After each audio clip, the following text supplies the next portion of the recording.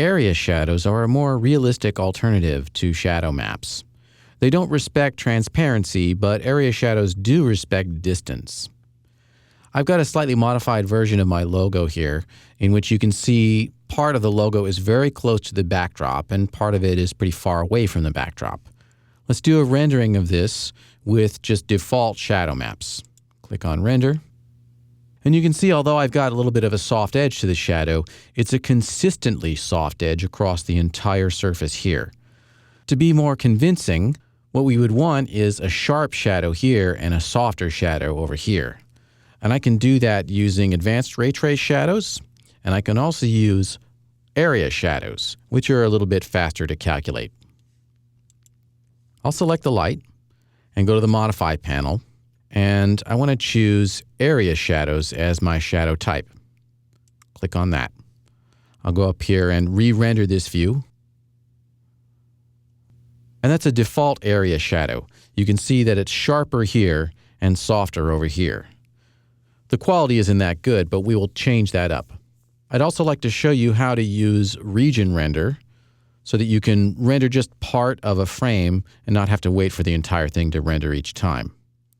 I can go up here and make sure that I've chosen the camera view, and I'll lock that view so that that's the only thing that will render, regardless of what I have selected in the viewport.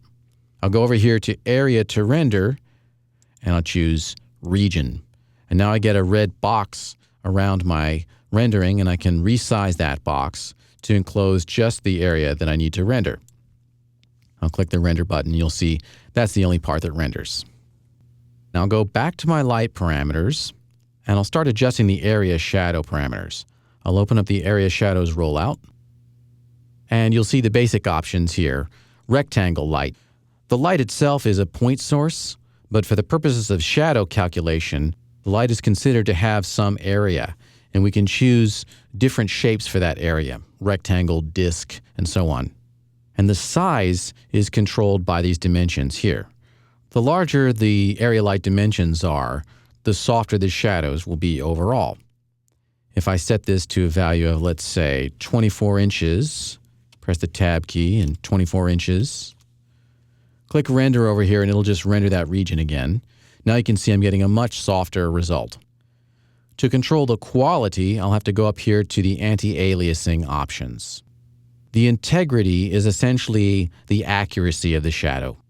I'll set that integrity up to, let's say, a value of 5, and click Render to render that region again.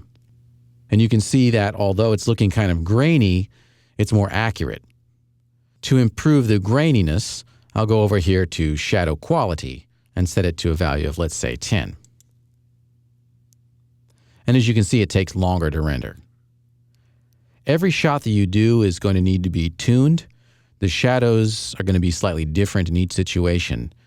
And so that means you'll need to go in here and adjust these values. That's how you can set the area shadow parameters to get good results.